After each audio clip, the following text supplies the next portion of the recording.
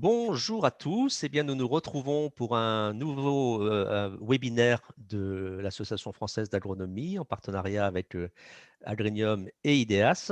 Et donc, je vous rappelle que pour ce webinaire, vous avez toujours la possibilité d'interagir avec les intervenants et les animateurs de deux manières, hein. Vous avez la rubrique, le bouton chat ou converser ou discussion selon votre version, qui vous permet de donner des informations ou de me faire part de vos soucis et techniques éventuels.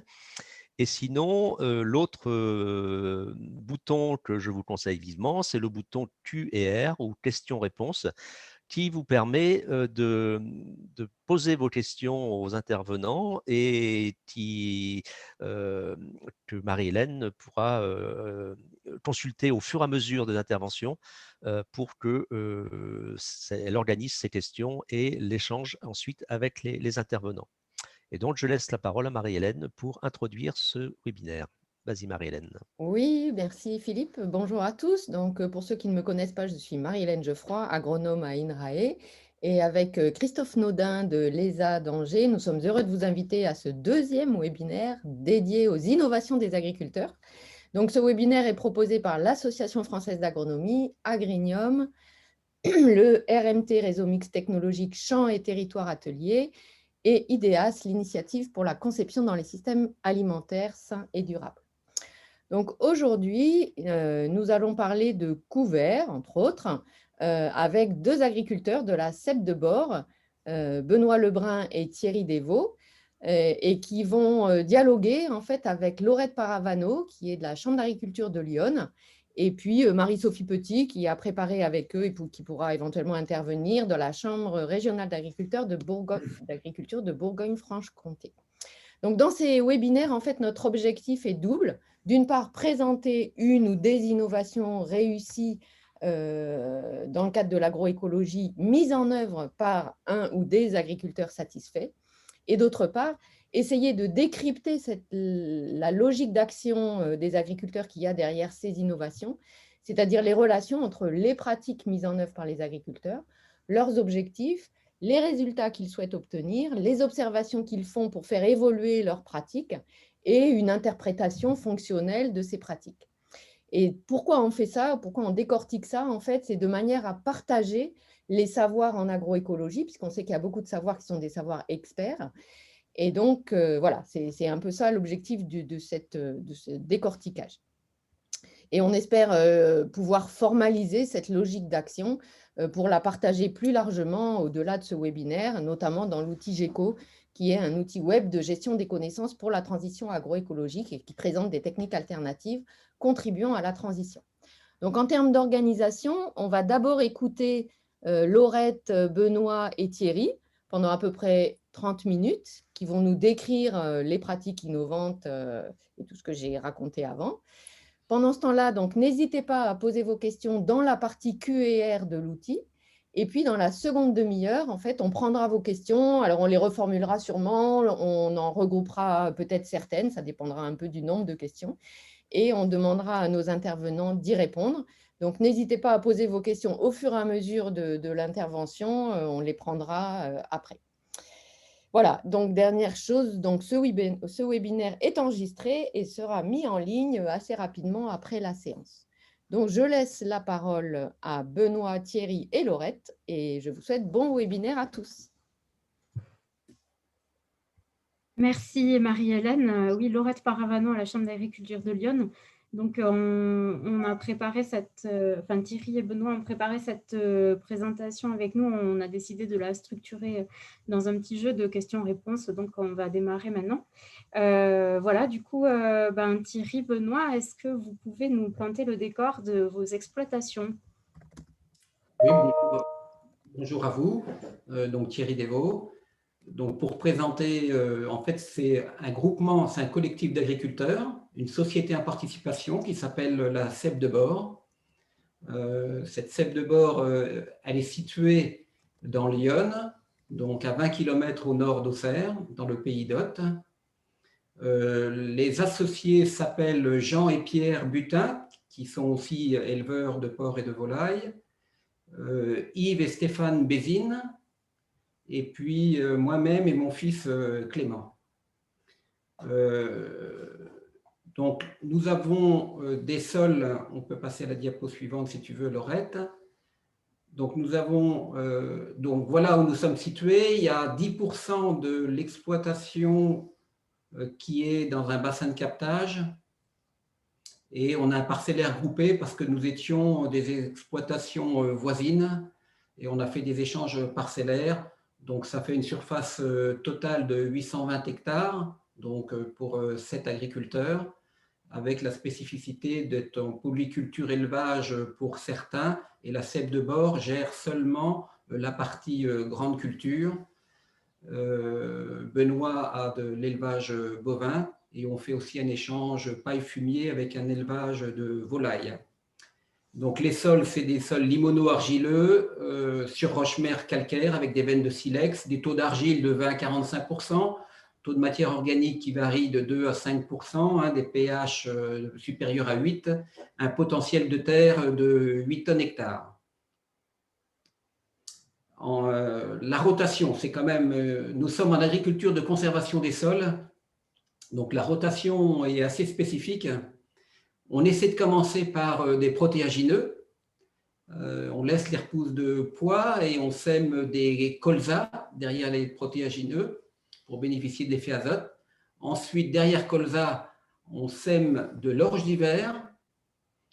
Derrière l'orge d'hiver, on sème l'orge d'hiver dans les repousses de colza.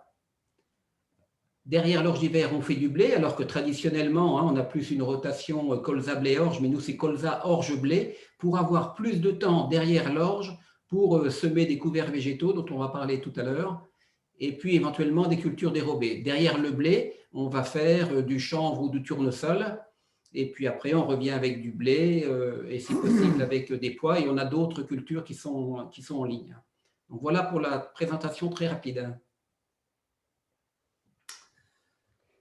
Et du coup, quels sont vos objectifs quels sont les objectifs de votre collectif? Alors, dans le collectif, on a décidé de viser sur l'agroécologie et ces triples performances en travaillant sur 4 axes de travail, le non-travail du sol, la multiplication des cultures pour la rotation dont vient de parler Thierry, les couverts permanents ou les couverts en règle générale et le volet d'élevage qui reste sur l'exploitation pour finir la boucle. On a décidé d'assurer le maintien de la production, c'est-à-dire de ne pas diminuer nos rendements par rapport à ce que font nos voisins ou à ce qu'on pouvait faire avant de passer en agriculture de conservation. Et on mise surtout sur l'autonomie par le biais du volant d'autofertilité qui passe par l'apport d'effluents d'élevage notamment. Moins de travail du sol et on veut être moins dépendant aussi aux énergies fossiles par le biais des engrais de synthèse. Donc, on essaye de diminuer au maximum nos apports d'engrais de synthèse. On préfère passer sur les amendements organiques. Moins de travail du sol, ça veut dire aussi moins de gasoil consommé et moins de matériel aussi et de ferraille à acheter. Voilà, on veut quand même rester sur un système qui est résilient et puis profiter de certaines opportunités qui peuvent se présenter, notamment en termes de couverts, si on peut récolter des couverts, si on peut associer des cultures. Et puis voilà, donc c'est un petit peu les bases de l'ACS. On a une grande ligne de conduite, mais globalement qui est assez flexible. Donc effectivement, on comprend que le centre de votre stratégie, c'est l'ACS et le sol. Est-ce que vous pouvez revenir un peu plus sur les fondamentaux de cette stratégie? Oui, donc l'agriculture de conservation qui vise à avoir un sol vivant, ça repose certes sur le non-travail du sol, mais également sur une grande diversité dans les cultures, comme on l'a vu, et puis la plus grande diversité possible dans les couverts, et le tout, si possible, en semi-direct, qu'on appelle sous couverts végétaux. Et dans nos pratiques d'agriculture de conservation, on a la chance de pouvoir valoriser les effluents d'élevage dont on a à disposition et qui sont extrêmement favorables à la vie du sol. Un des fondamentaux de notre système, c'est de couvrir le sol en permanence, toute l'année, avec un maximum de diversité. Et tout ça avec pour objectif de produire le plus de biomasse possible pour lancer la machine, lancer notre système d'autofertilité. D'accord. Et du coup, concrètement, comment ça se traduit? Couvrir les sols toute l'année avec un étang opportuniste, qu'est-ce que ça veut dire concrètement?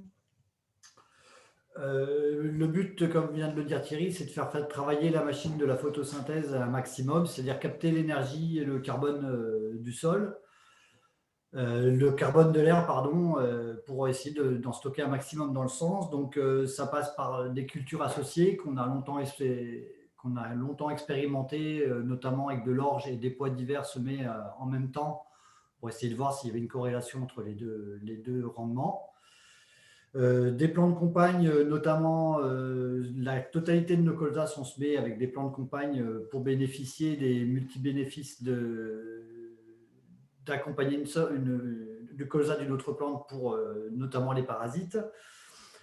On se sert aussi de nos couverts comme des engrais verts, mais moi, j'aime pas trop parler d'engrais verts, je préfère parler d'amendement, parce que justement, dans l'amendement, on entend bien le fait qu'il y a plusieurs bénéfices à cet apport de matière verte au sol. Et il n'y a pas que l'engrais, il y a aussi un apport agronomique.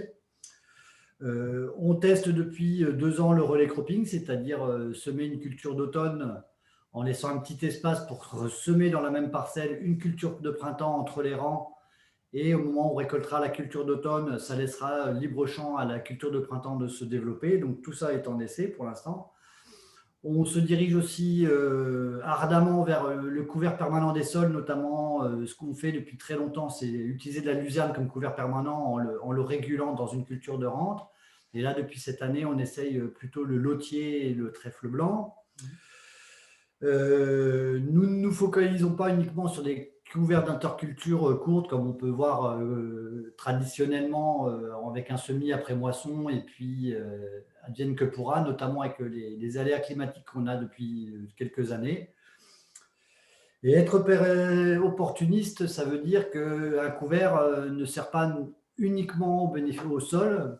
Du moins, ce n'est pas juste un couvert agronomique, ça peut être aussi un couvert qui peut être destiné à l'élevage, notamment par le pâturage de moutons éventuellement. Moi, je suis éleveur bovin, donc si un jour j'ai une luzerne qui est suffisamment développée à une période bien propice à la récolte, je ne me dérangerai pas pour la récolter.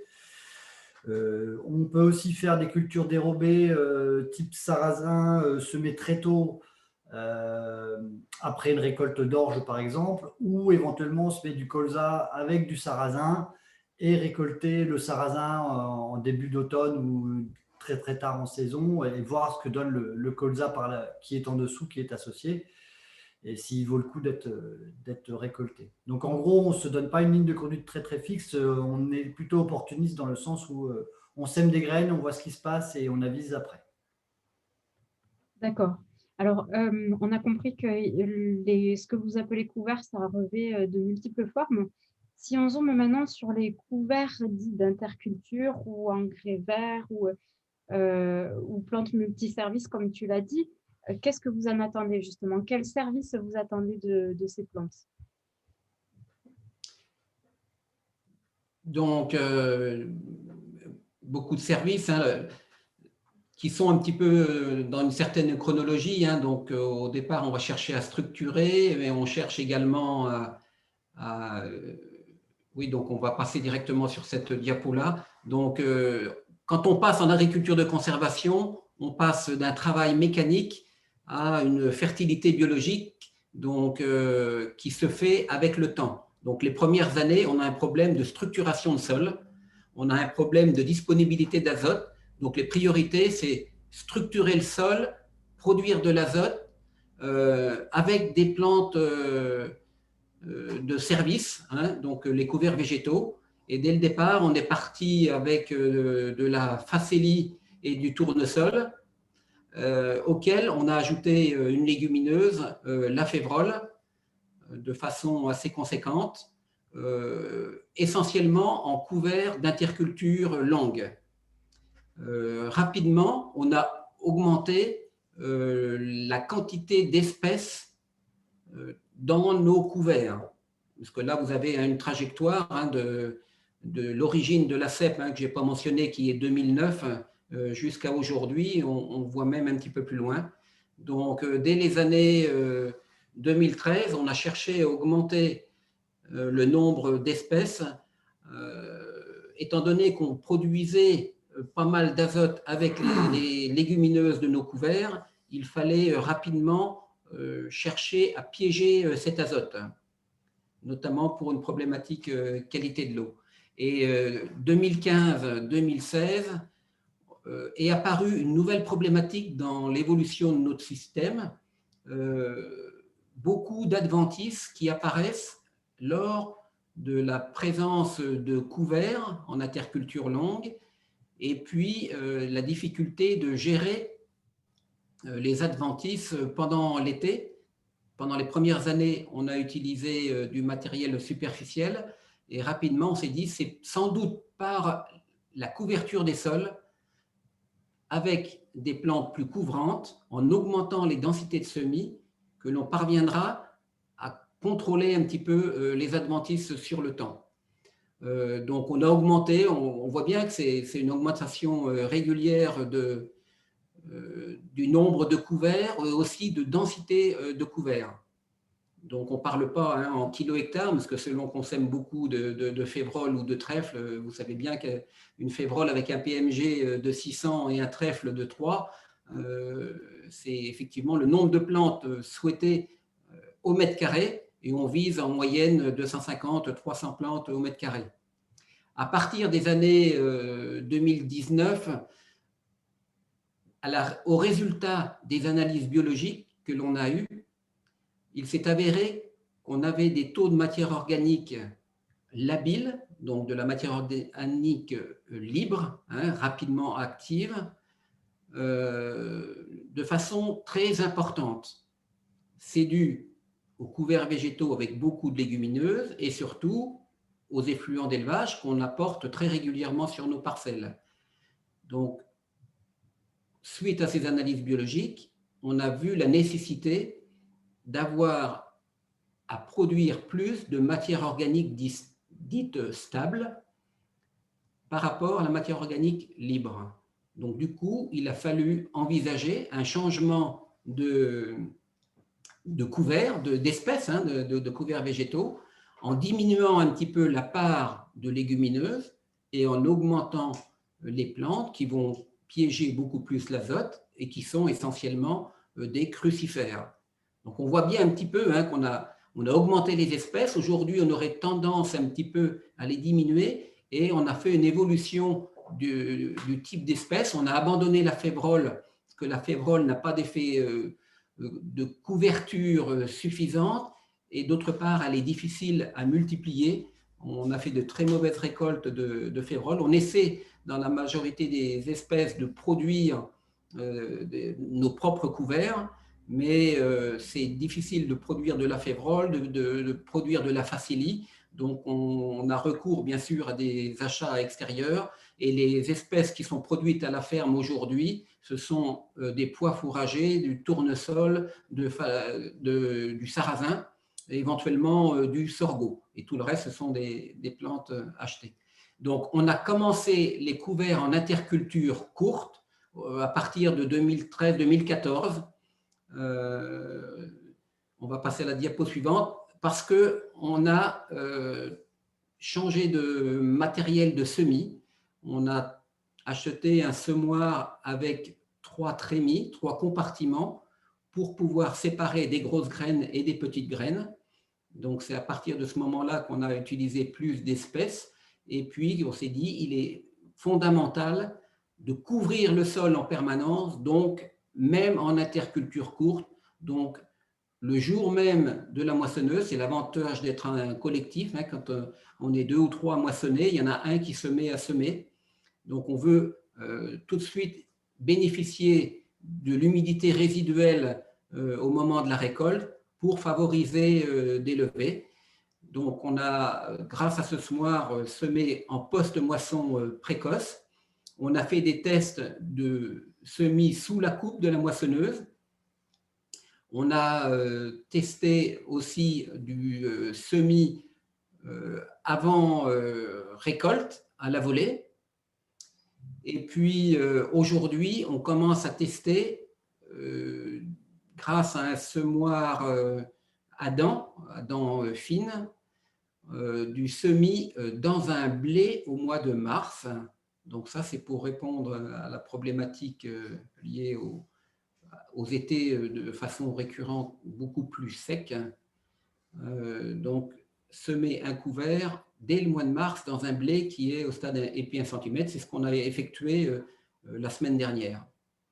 Donc, on voit que et le choix des espèces et le choix du matériel a fait une progression sur la réussite d'une couverture de plus en plus intégrale. On souhaiterait être 12 mois sur 12 avec une photosynthèse, une action grâce au soleil, une énergie gratuite.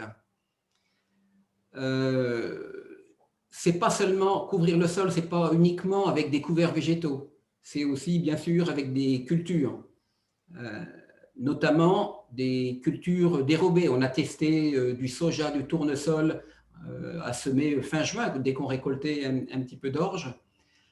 Ensuite, on a testé des cultures associées.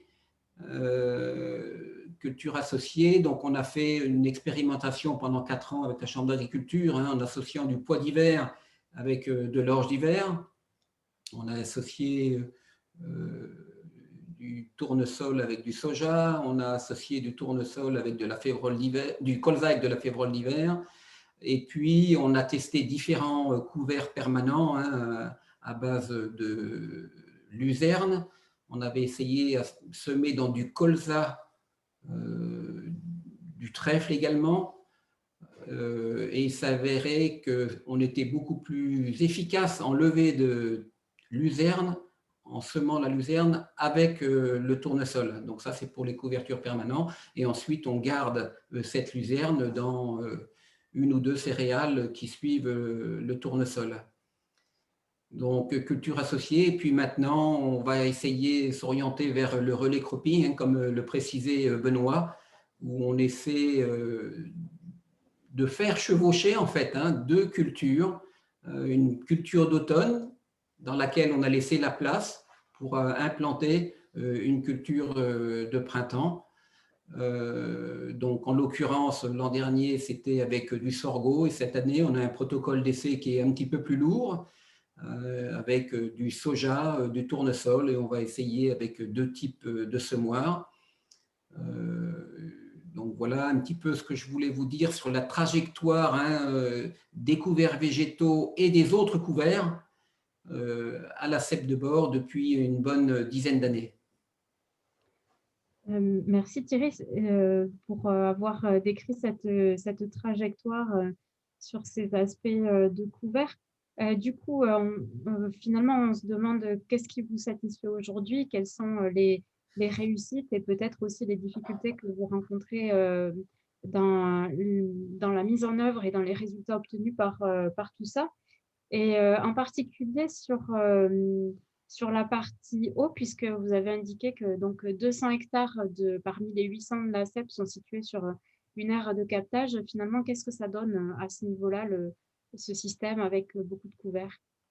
Tu réponds sur l'eau, puis je reprendrai après sur la satisfaction. Ok, ça marche. Donc effectivement, 200 hectares se trouvent en bassin d'alimentation de captage de type Grenelle. Ça représente 10% de ce bassin de captage. Donc, on est attendu sur des résultats au niveau de la qualité de l'eau, notamment en termes de nitrate. Donc, on voit bien qu'à la cèpe de bord, le fait d'utiliser les couverts comme piège à nitrate, enfin, le côté piège à nitrate de nos couverts, parce que c'est étant donné qu'on parle plutôt de couverts dans un sens multiservice, on va plutôt regarder le côté piège à nitrate dans la cèpe de bord, nous permet d'atteindre de bons résultats dans 2/3 des cas. C'est-à-dire que nos excédents d'azote qui sont susceptibles de rester après notre récolte, qui sont dus soit à des accidents de rendement ou à une surfertilisation, etc. Ils ne peuvent être captés que par un seul moyen, des couverts végétaux, qui sont capables de descendre à une certaine profondeur, remonter les nitrates qui sont susceptibles de partir avec la lame drainante. Donc, il y a un gros enjeu à ce niveau-là, et ça ne fait plus le débat au sein de la cèpe de bord et plus globalement dans le bassin d'alimentation de captage que les couverts végétaux sont d'une grande vertu pour le captage des nitrates. Donc, on estime que 60 kg de reliquats entrée-hiver sont acceptables sur le bassin d'alimentation de captage pour satisfaire les enjeux liés au bac. Mais néanmoins, il reste un gros pas à faire pour certaines parcelles qui, eux, ont un reliquat de 120 kg, le reliquat entrée-hiver de 120 kg d'enjeu sur les parcelles. C'est-à-dire que même avec un couvert très très performant, on aura du mal à capter ces 120 unités qui sont potentiellement lessivables. Et donc, on suppose que c'est à cause de l'utilisation d'amendements organiques que l'on atteint ces niveaux de REH. Donc, on entame un travail à partir de très bientôt avec toi, Laurette, pour essayer de voir comment on peut pratiquer avec nos effluents, et éventuellement les exporter en dehors du bac pour que ça n'ait pas d'incidence sur l'eau. Et surtout, la grosse envie, c'est qu'on rapporte ça à un volet économique, c'est-à-dire que l'azote qui n'est pas perdu dans l'eau, c'est de l'azote qui est directement arrivé dans mes poches. Économiquement, ça a un impact sur nos exploitations, et on sait qu'il y a un enjeu sur le bac et au sein de la cèpe de bord, et on va tout mettre en œuvre pour essayer de pallier à ce petit défaut sur un tiers de la surface. Okay, merci Benoît sur cet éclairage, et donc plus largement sur d'autres points de satisfaction ou d'insatisfaction en lien avec votre système. Oui, donc beaucoup de satisfaction, hein, je dirais même une grande sérénité à la cèpe de bord. Je crois que l'expérience qu'on est en train de vivre a permis une bonne émulation de notre collectif. C'était un sacré challenge. Personnellement, moi, je suis fier de voir que mon fils nous rejoint dans le groupe. On est satisfait de voir qu'on répond à un certain nombre d'attentes sociétales. Quand on fait pâturer par des moutons, quand on réimplante un petit peu de haies, quand on met des couverts fleuris tout au long de l'année. On explique aussi au public, aux élèves qui sont nombreux à venir, qu'on utilise moins de chimie, on le prouve. Donc, on essaie aussi d'avoir une communication positive par rapport à ce qu'on fait. On est toujours extrêmement fiers quand on voit des élèves qui s'extasient devant le nombre de vers de terre. Quand on prend une bêche, on sort un petit carré de terre, il y a toujours beaucoup de vers de terre, donc on fait des comptages de vers de terre avec eux. On est satisfait par rapport aussi à ce qui est nouveau, on en parle seulement depuis 2-3 ans, même si c'était sous-jacent, les enjeux climat. On pense que notre système est très vertueux pour atténuer le changement climatique. On pourrait parler du 4 pour 1000, on peut parler du stockage carbone. On est fiers d'être labellisé au cœur des sols, c'est un label APAD, Association pour la promotion de l'agriculture durable. Et puis, c'est très agréable dans ce collectif d'avoir de nombreux partenaires. Les chambres d'agriculture, donc le réseau APAD que j'ai mentionné, les organismes stockeurs. Il y a des coopératives, là je pense notamment à Vivesia avec le groupe Agrosol qui nous a apporté beaucoup d'appui technique. On travaille avec des instituts techniques, des chercheurs, avec l'enseignement régulièrement. Et puis, on est pas mal présent sur les réseaux sociaux. Au niveau agronomique, donc là, très satisfait parce qu'on a régénéré notre sol. Ça, on le voit, on le sent et on le prouve par des analyses biologiques. Donc, on a amélioré le niveau de production de nos mauvaises parcelles. Au niveau adventice, on en a pas mal, mais il y a plus de diversité, c'est peut-être moins préjudiciable. C'est clair qu'on a moins de maladies, on fait quasiment plus d'insecticides, donc on a des charges opérationnelles faibles, et vous imaginez bien des charges de structure également faibles. Et donc, on peut vérifier un petit peu toutes ces réussites à travers les analyses biologiques, hein, la vie du sol, le taux de matière organique, des tests bêches, hein, des profils. On aime bien aller voir comment ça se passe, hein, au fond de nos sols. On voit aussi les comptages de vers de terre, on voit apparaître des champignons dans nos sols. On fait le SLAC test, hein, pour vérifier un petit peu justement nos agrégats de terre, hein, qui sont extrêmement stables. Et puis, donc certes, on est satisfait, mais on a encore des petites insatisfactions, hein. On voudrait être encore plus autonome, et puis réussir ce qu'ont réussi certains en agriculture de conservation, à déplafonner le rendement. Et puis, un autre volet, c'est aussi un souhait de mieux valoriser notre production qui est, paraît-il, vertueuse. Donc, à nous de prouver qu'on pourrait vendre un petit peu plus cher cette agriculture issue de l'agriculture de conservation qui est intermédiaire entre du conventionnel et du biologique. Alors, par rapport plus particulièrement au sujet plus précis là, sur lequel on a zoomé tout à l'heure, des couverts, qu'est-ce que vous rencontrez aujourd'hui comme difficulté est-ce que vous avez des problèmes auxquels vous êtes confrontés et que vous essayez de résoudre, et de quelle manière vous essayez de les résoudre? Tu peux Laurette, remettre tu la peux faire un diapo précédente, retour? s'il te plaît, Laurette? Pardon. Pardon?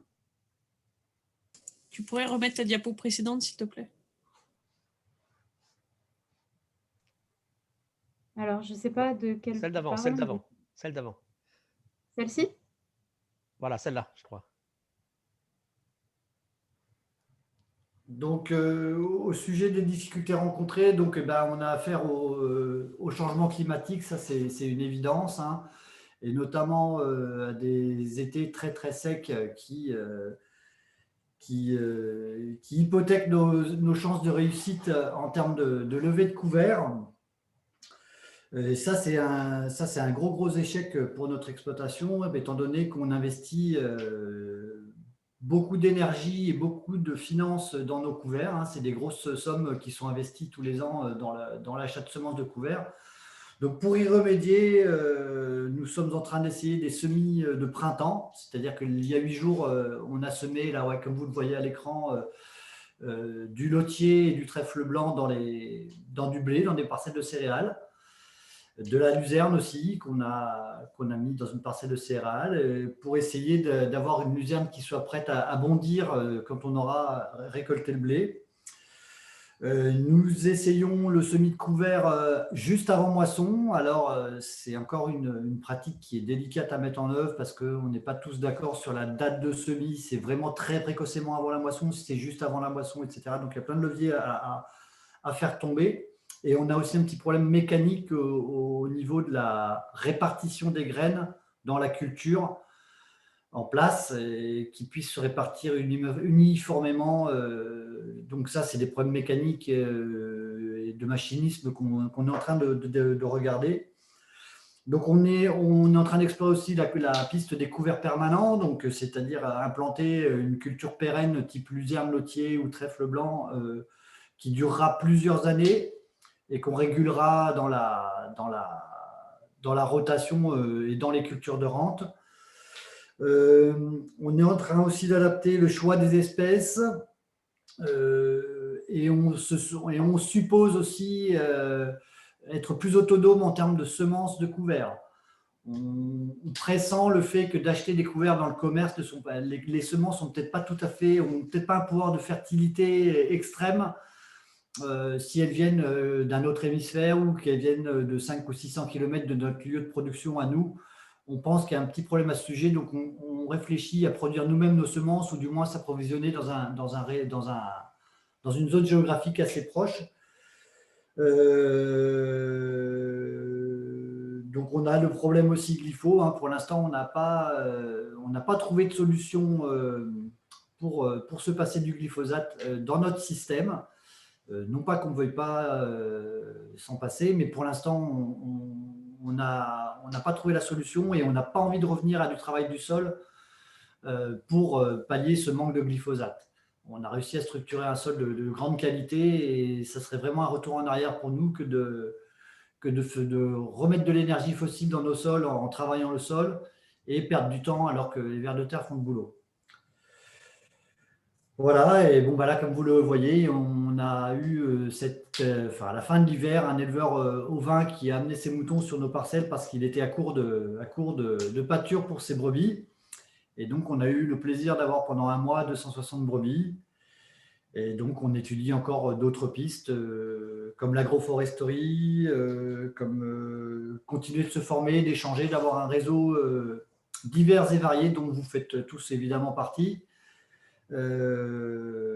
Voilà, on mise aussi un petit peu sur le relais cropping, comme on vous en a parlé.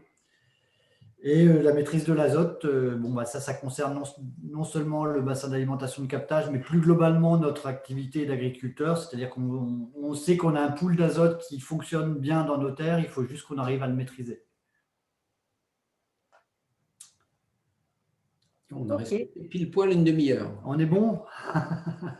Merci. Ah bah, c'est parfait. Super, parfait, très bon timing. Donc, merci beaucoup pour cette présentation et ces jolies photos, c'est bien sympa. Donc, on a déjà un certain nombre de questions dans la partie Q&R. Donc, je vais en prendre. Donc, il y a des questions faciles auxquelles vous pouvez répondre rapidement et puis des questions un peu plus compliquées.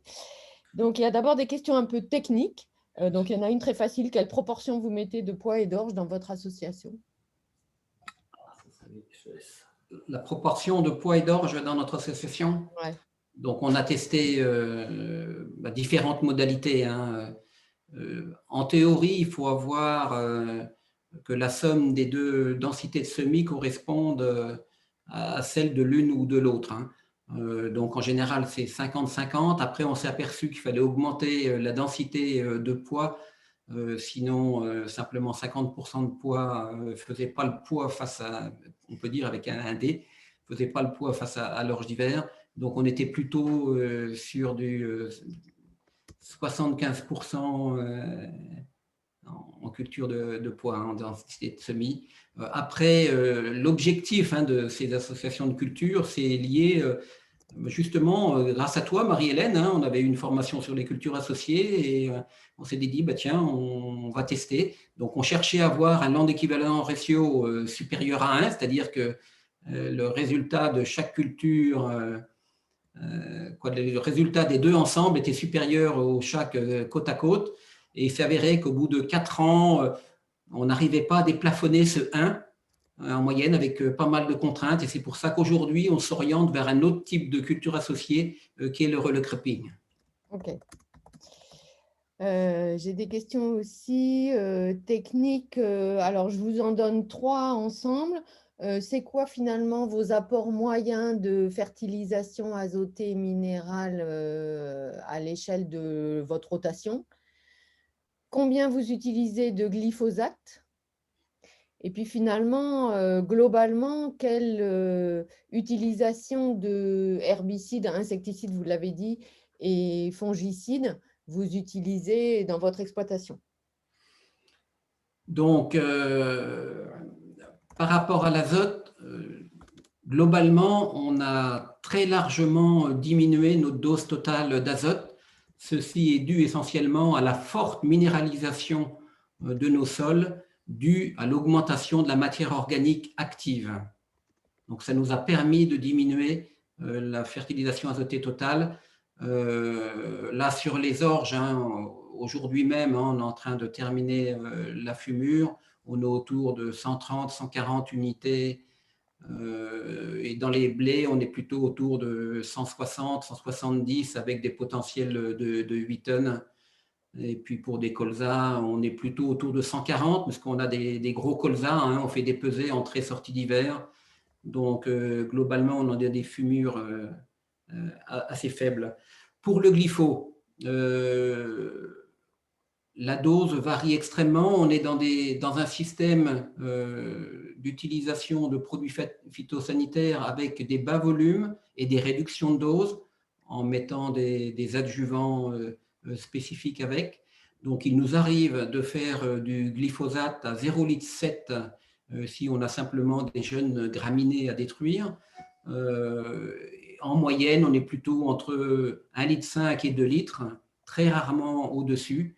Et donc, sur la moyenne de l'exploitation, on est peut-être à 1,8 litre, 1,9 litre de glyphosate. Donc, on pense l'utiliser le mieux possible. Est-ce qu'on a un volet pour diminuer cette dose? C'est peut-être possible un peu, mais c'est vraiment très faible. Par contre, on ne peut absolument pas s'en astreindre totalement. Et puis la dernière partie de la question, c'était… C'était globalement l'usage des phytos. Voilà, À quel niveau vous êtes, du coup, en herbicides et fongicides, en fait? On n'utilise aucun engrais de fond, étant donné qu'on a cet apport de matière organique et le volant de fertilité qu'on recherche au maximum. Donc, on n'utilise aucun engrais de fond. Donc, on en a parlé, quasiment aucun insecticide, et à la limite, on se l'interdit parce qu'on sait aussi que ça va détruire la faune qu'on se force à laisser en place avec le non-travail du sol. Donc, c'est un vrai déchirement de faire un insecticide. Donc, globalement, on peut considérer qu'on n'en utilise pas. Les fongicides, pour mémoire, l'an passé, on n'en a fait qu'un et une microdose de fongicide sur blé. Il n'y a qu'un fongicide sur colza, il y en a 2 sur orge, et à chaque coup, c'est des doses qui sont modulées à des tiers de dose généralement. Et l'absence d'insecticides sur la quasi-totalité de l'exploitation, elle est due essentiellement à nos couverts et à nos plants de campagne. En 5 ans, on a semé, je ne sais plus, à peu près 600-700 hectares de colza. Donc, il y a eu une parcelle, une année où il y a eu 20 hectares et l'insecticide n'a pas marché. Donc, en fait, la plante de campagne permet de se passer d'insecticides à condition d'avoir des plantes suffisamment développées à l'automne. Ok. J'ai des questions aussi autour de la concurrence, parce que vous dites, voilà, on cherche à être 24 heures sur 24, j'allais dire non, 12 mois sur 12 en couverture de sol, mais ça pompe de l'eau. Donc, est-ce que vous avez rencontré des problèmes de concurrence finalement pour l'alimentation hydrique, en particulier de vos cultures de vente? Est-ce que vous prenez des précautions particulières? Alors, vous avez dit il y a un problème d'eau plutôt pour la levée, l'émergence des couverts en été. Du coup, on passe en relais cropping. Mais du coup, peut-être que le relais cropping, comme ça vous amène aussi à mettre des cultures d'été, ça va pomper plus d'eau. Donc, bref, racontez-nous un peu si vous avez un problème d'eau ou pas. Alors, oui, c'est une question qu'on se pose. Alors, ça peut poser un problème, effectivement, quand 2 cultures sont en place en même temps.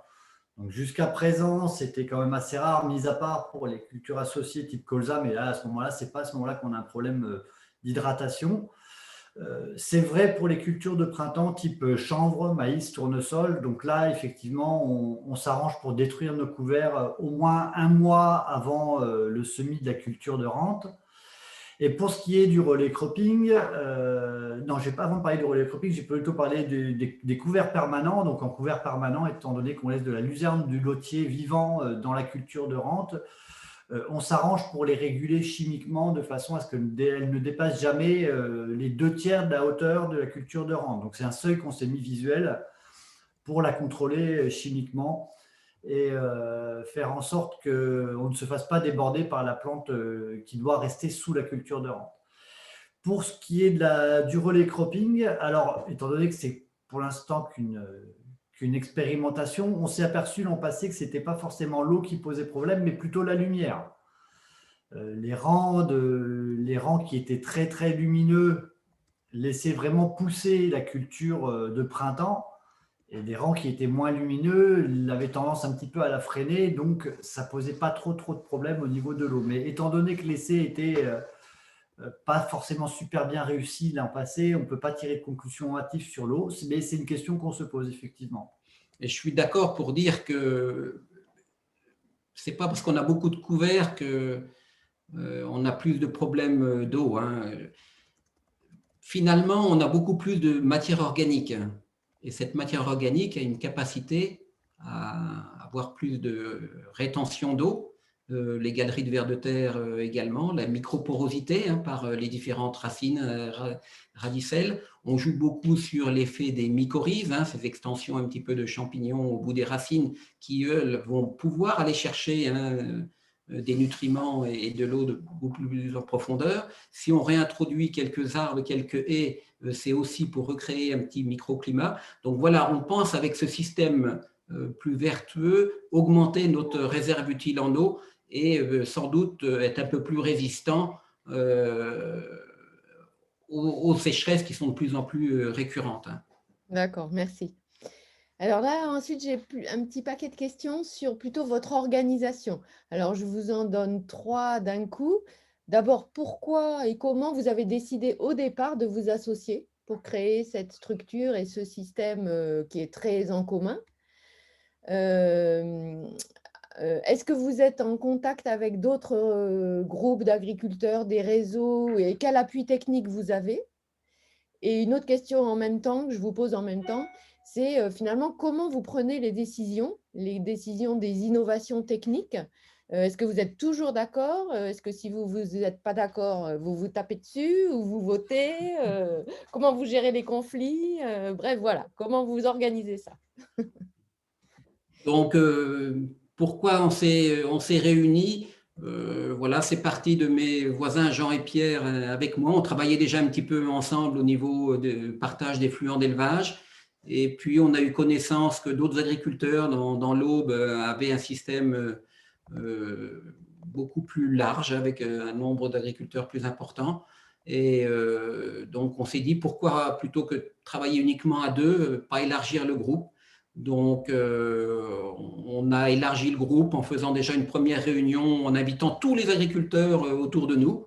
Et puis après, bien sûr, on a terminé à 5 agriculteurs, parce que je n'ai pas mentionné au départ que Benoît et Clément sont arrivés à la CEP seulement ça va faire 2 ans. Et donc après, il a fallu savoir comment fonctionner ensemble, apprendre à se connaître. On a eu la chance de bénéficier d'un guide de l'assolement commun qu'on a pris en charge nous-mêmes, c'est-à-dire qu'on n'a pas demandé à une tierce personne de nous aider, mais on faisait un ordre du jour, un compte-rendu à nos réunions, et on a été très efficace sur la façon de se connaître. On a fait des formations relations humaines, après une formation définir un objectif commun, et tout ça, c'était très long. On a passé plus de 300 heures de réunion pendant 1 an, c'est colossal. Mais à mon avis, c'est fondamental.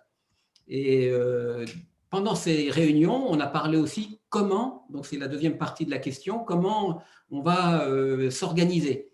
Donc bien sûr, c'est en fonction des compétences de chacun, en fonction des envies, des disponibilités. Et puis, il s'est trouvé qu'on avait une forte complémentarité. Aujourd'hui, Yves est en train de partir en retraite. Moi, je partirai dans 2 ans. Donc, Benoît et Clément sont arrivés. Donc, on rebat un petit peu les cartes. Et puis, aujourd'hui, ce n'est pas calé, mais on voit bien à travers l'orientation spontanée de chacun comment ça se passe. Au niveau de l'organisation, on n'a pas de réunion systématique du lundi matin. On a la chance de se croiser beaucoup dans la cour, de communiquer. On a un réseau social pour communiquer entre nous, mais on préfère que ça soit de vive voix. Et puis, non, on ne s'est pas encore tapé dessus. Autour de la table, souvent, on n'est pas d'accord, et c'est normal. Mais comme on travaille sur les différents domaines en binôme, en fait, il y en a 1 ou 2 ou 3 qui travaillent sur un sujet spécifique, ils le présentent aux autres, et puis on l'amende ou on le modifie. Donc, globalement, ça se passe très bien. Je ne sais pas ce que tu en penses, Benoît. Moi, pour compléter, il faut quand même être sur la même longueur d'onde. On se ressemble quand même assez beaucoup à tout point de vue socialement et tout ça. On prend aussi le temps de prendre des nouvelles des uns et des autres, la famille, les amis, comment ça va.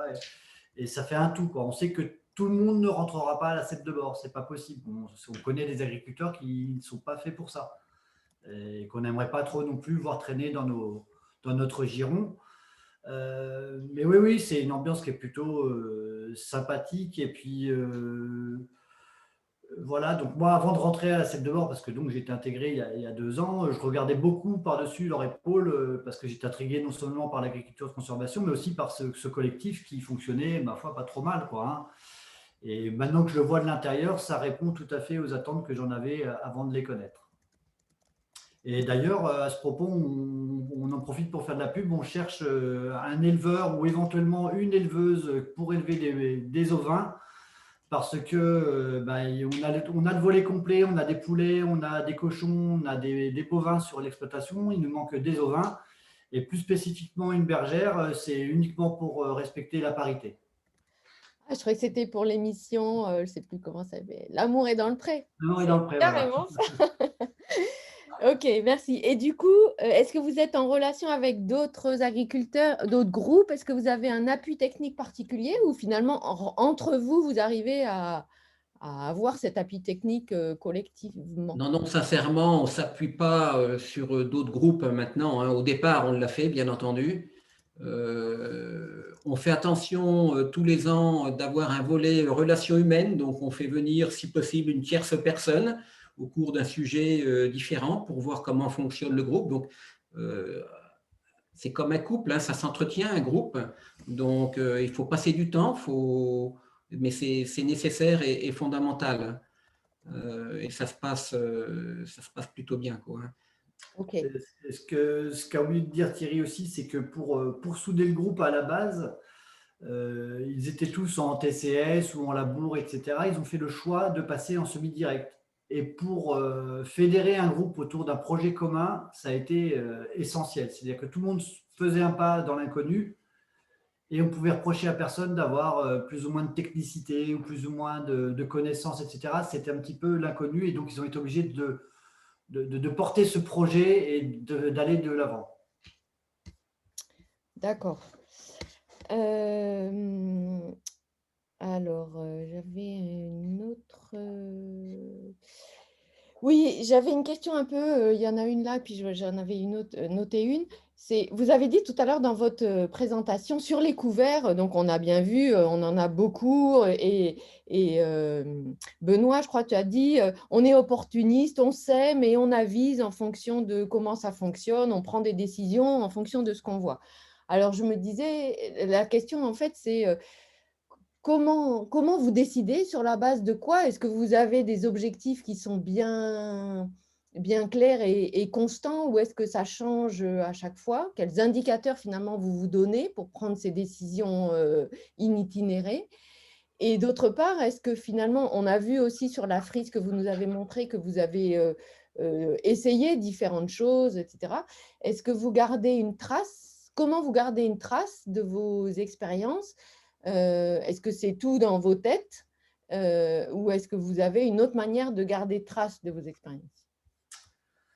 Alors, pour répondre à ta question, on a oublié de parler quand même d'un volet important tout à l'heure, c'est-à-dire que nos couverts, pour nous, c'est un bénéfice net.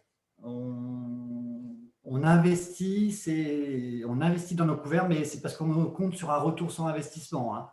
On reste des entrepreneurs malgré tout, et donc les co-bénéfices dont aime bien parler Marie-Sophie et moi, on pourrait en parler pendant longtemps. On parle aussi de multiservices. Donc, on voit ce qui se passe au-dessus du sol, la biomasse, etc. C'est très important pour nous, mais aussi, ce qu'on veut, c'est structurer notre sol. C'est limiter l'érosion, l'abattance. C'est avoir une meilleure circulation de l'eau et de l'air dans le sol, améliorer la fertilité, stocker du carbone, piéger des nitrates, limiter la lixiviation, la turbidité, les transferts dans l'eau, etc. Nourrir nos vers de terre aussi, parce que c'est bien beau d'avoir un élevage sous nos pieds, mais il faut quand même ramener à manger à tout ça. Et donc, comment est-ce qu'on juge de nos expériences? Donc là, c'est clair, depuis 2 ans, on a bien vu que l'investissement qu'on a mis dans nos couverts, ça n'arrivait pas au bout, quoi. On n'avait pas du tout de résultats en termes de couverts. Et c'est frustrant parce que on essaie de s'appliquer, on essaie de faire des mélanges qui sont chiadés, des choses qui sont susceptibles de faire beaucoup de biomasse, et on n'arrive à rien. Donc, ce qui nous a obligés un petit peu à se former déjà d'une part, Et puis, essayer de regarder ce qui peut se passer ailleurs, ce qui marche et ce qui ne marche pas, et puis tirer certaines conclusions, quoi. C'est-à-dire que c'est peut-être pas une nécessité de mettre de l'argent dans du couvert pour avoir de la biomasse. Il faut peut-être réfléchir autrement. Après, on regarde, c'est surtout notre pif d'agriculteur, en fait, hein, qui fait qu'on pense que ça fonctionne ou que ça ne fonctionne pas, mais on va essayer de tirer les bénéfices parce qu'on les connaît. Maintenant, on ouvre un site internet, on peut regarder les bénéfices dont on peut tirer d'un couvert, si on préfère de la restructuration, si on préfère stocker du carbone, si on préfère faire de la structuration profonde, superficielle, avoir un tissu racinaire élevé ou pas élevé. Ça, après, c'est notre mamaille à nous et on fait suivant les parcelles. Bon, je ne vous cache pas non plus que par des soucis de logistique, on fait un gros mélange de couverts et on sème tout partout. Ça va bien aussi. Mais le jour où il faudra adapter à la parcelle, je pense qu'on sera capable de le faire. Il faut bien comprendre que l'opportunisme et la flexibilité, ça n'empêche pas d'avoir un objectif fixe. C'est-à-dire que nous, on veut fonctionner au maximum avec la nature. L'agriculture de conservation, c'est ça. Après, on s'adapte. Il y a des contextes de non-réussite de culture, contextes climatiques, problèmes adventistes, problèmes ravageurs. On n'en a pas parlé, mais beaucoup de sangliers, beaucoup de campagnols, beaucoup moins de limaces maintenant, mais il y en a eu beaucoup. Donc voilà, c'est ce qui nous fait tout le temps nous adapter, mais on sait qu'on veut aller vers un système couvert le maximum du temps, beaucoup de biomasse, améliorer la fertilité du sol et conserver un niveau de production, parce qu'on pense que demain, l'agriculture devra nourrir, continuer à nourrir le monde. Donc, cette notion de continuer à un niveau de production important, il est très présent. Avec cette notion aussi qu'on a bien précisée au début, l'autonomie, à savoir que pour qu'un système soit durable, il doit être moins vulnérable à l'évolution du cours du pétrole. Et puis, si demain, il n'y a pas de pétrole, comment on fera? Donc, on pense que notre système plus résilient nous ouvre plus de perspectives et de sérénité pour l'avenir. D'accord. Il reste 3 minutes. Hein. Ouais, je vais poser, je crois, une dernière question. On n'aura pas le temps de prendre toutes les questions, malheureusement. Philippe, je crois que tu peux les récupérer, les questions. Éventuellement, on pourra vous les renvoyer. Je vais vous poser une dernière question, du coup. C'est autour du stockage de carbone. Vous avez mentionné ça et vous avez dit que vous aviez de la matière organique labile et du coup, que vous aviez pris une nouvelle orientation un peu. Est-ce que vous vous orientez éventuellement vers des systèmes agroforestiers où le bois, finalement, permettrait d'être un facteur un peu prometteur pour avoir de la matière organique plus stable? Et ce qui va avec, déjà, je crois que vous l'avez un petit peu mentionné, est-ce que vous avez des haies, beaucoup de haies dans votre système? Alors, on en a des haies, on en a planté, enfin, la CEP en a planté il y a 8 ans maintenant, qui sont, je crois que c'est 1,5 km de haies, c'est ça? Ouais, c'est pas beaucoup. 1,5 km, c'est pas beaucoup sur la surface. Alors, on se trouve confronté à un problème de propriété de parcelle. C'est-à-dire que vous avez vu un petit peu globalement la structure d'exploitation. On a de grandes parcelles qui appartiennent pas forcément aux mêmes propriétaires. Donc, certains propriétaires sont d'accord pour planter un bout de haie sur un coin de leur parcelle, pas d'autres. Donc, on voudrait assurer une continuité géographique, écologique, créer des corridors au niveau des haies, mais il y a un problème de propriété de parcelle qui nous embête. Et effectivement, on se dirige vers l'agroforesterie. On avait, il y a 15 jours encore, une technicienne agroforestière au bureau. C'est une question qu'on se pose, pas forcément pour le stockage carbone, mais plus globalement pour la résilience d'un système, créer des corridors écologiques, etc. Et pas forcément pour stocker du carbone par le biais du bois d'arbre. Pas forcément, mais pour répondre plus globalement à la question du carbone, parce que en fait c'était ça la première question, effectivement on sait que depuis 1 an maintenant il y a des crédits carbone alloués au stockage carbone par les agriculteurs. Nous nous sommes penchés sur le problème, ça n'a pas abouti pour le moment parce que le marché est tout frais, tout nouveau, tout beau et on ne voudrait pas se faire piéger dans des problèmes qui nous incomberaient pas.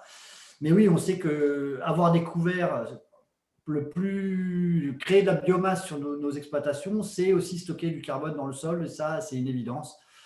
Après, on ne sait pas comment le mettre en œuvre spécifiquement pour en bénéficier d'un point de vue économique. Et le stockage carbone permettra justement à atténuer le changement climatique et nous avons une mission importante à remplir par rapport à ces enjeux-là.